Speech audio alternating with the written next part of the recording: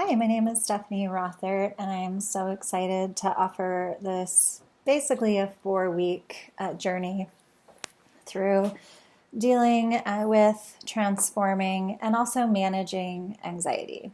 As we know, or if you have anxiety, it's kind of a process, and as an acupuncturist, my thoughts and my experience with anxiety is that it's almost like an autoimmune disease, which gets managed, and then something might trigger it, and it can get triggered by all kinds of things. I am not a clinical psychologist. This is just from years and years of dealing with my own anxiety and all the tools that I've learned that really have helped me be able to function better. It doesn't mean that I don't get anxious or panicky, especially with what's going on right now with the pandemic. And who knows, maybe I'll be taking this class someday when we're not going through this, but there's definitely plenty of triggers that make it more challenging some days than others. What I wanted to go over in this first part was something called neurosculpting meditation. In neurosculpting meditation, we work with our nervous system. We work very much with the limbic system, which is our fight, flight, or freeze. Actually, there's 3 main components. So there's our lizard brain, which is the oldest part of our brain, and that has to do with the amygdala. And I will put a chart on here of the brain so you can kind of get an idea.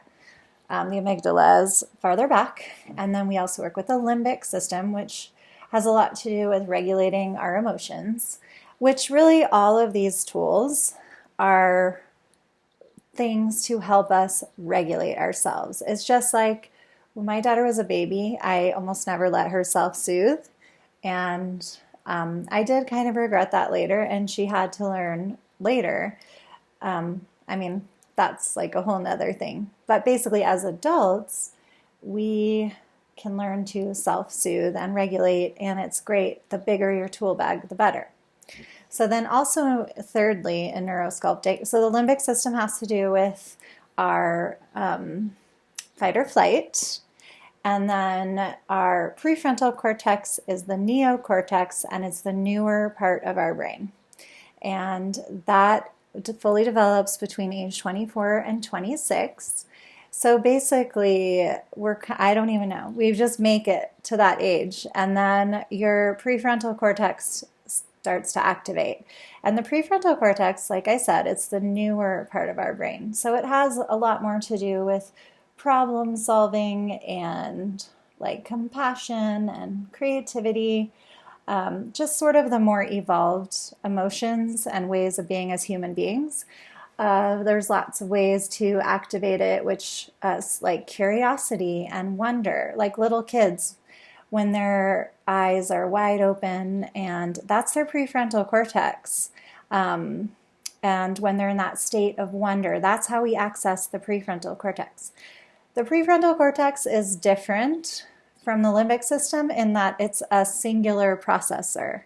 Whereas when we're in fight or flight, we've got it's a dual processor, the limbic system. So like when we're multitasking, and that's why they say actually there's no multitasking, and they say that it's actually not beneficial, and that you're probably not doing things as well as you think, even though you might think you're doing it well. It's funny, the more that I've practiced neurosculpting and these types of meditations, I find that I need to focus on one thing. Like I'll be doing something and my husband's talking to me and I'm like, please stop because I need to focus. And when think I've been doing so great, multitasking, doing a bunch of things, running my own business, and I go back later and I see a lot more mistakes rather than when I just focus for shorter periods of time. So that brings us to the prefrontal cortex. It's an energy hog, and it uses a lot of glucose, not meaning sugar, but like carbs, like from vegetables.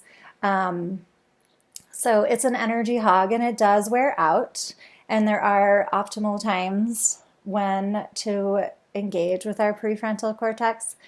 But we don't really need to go into all that. What we're mostly going to be doing is some meditations exploring our fight and our flight and our freeze, and then this other state, and just some tools to regulate ourselves and adjust our own system. Now, we need the limbic system. Like if you see a bear and you need to run or fight, you're not supposed to run from a bear. You need that. It's going to kick up. Your digestion's going to shut down. Your senses are going to get heightened. Like I notice when I'm more limbic, that noises bother me more and I'm more irritated by sounds. And I figured out, oh, that's because I'm more in my limbic system because my auditory facility is heightened. And also, but we don't want to be in that state all the time because it leads to sort of autoimmune inflammatory diseases. It leaves our nervous system inflamed and our digestion won't work as well. So it's just a great tool. If you imagine sort of a seesaw of our prefrontal cortex and that system, and then our limbic system, and wanting to balance them. So we want to be able to regulate them throughout the day. They might be like this a lot of times, and something might happen and you might go limbic. Maybe you need to. Maybe somebody cuts you off in traffic and your senses turn on and your limbic system turns on and it protects you. But then you don't want to stay there. And so the more we practice, the more we can regulate and inhibit our limbic system. But it takes practice. We can repattern. And that brings us to what is sort of a big fad, but it's neuroplasticity, and it's that we can change our neurons over time. And it can take work and repetition.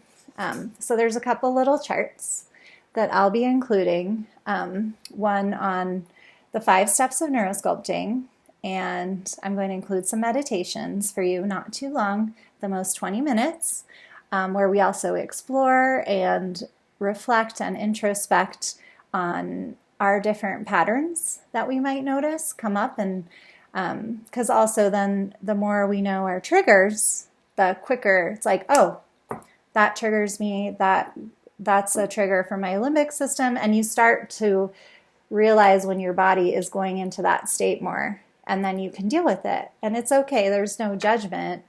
But like I said, I noticed when, like if someone's chewing loud or noises start bothering me more, a lot of times it's because I'm limbic and I need to do some self-regulation. So that's just sort of a basic understanding. Like I said, I'm including some charts and we'll do some meditations to explore. And I'm super excited to offer this and to start offering more courses. So thank you. Namaste.